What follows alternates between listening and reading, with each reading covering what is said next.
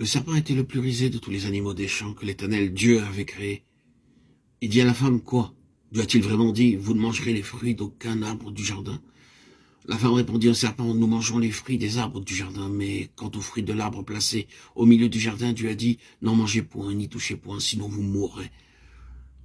Le serpent répondit à la femme, vous ne mourrez certainement pas, mais Dieu sait que le jour où vous mangerez de ce fruit, vos yeux s'ouvriront, et vous serez comme Dieu, connaissant le bien et le mal.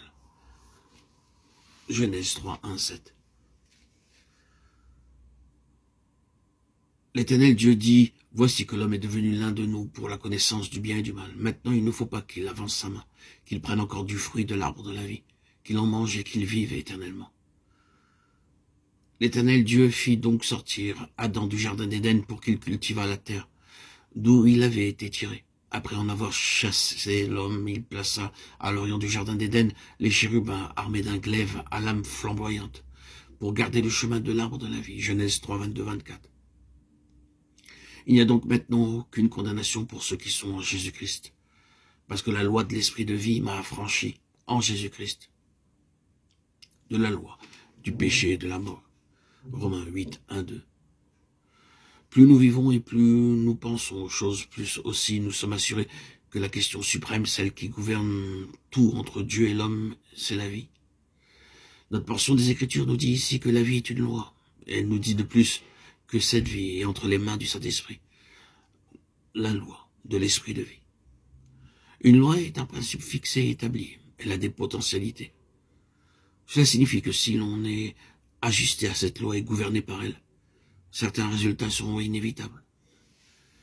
Les potentialités qu'elle renferme trouveront très certainement leur expression dès que cette loi sera établie.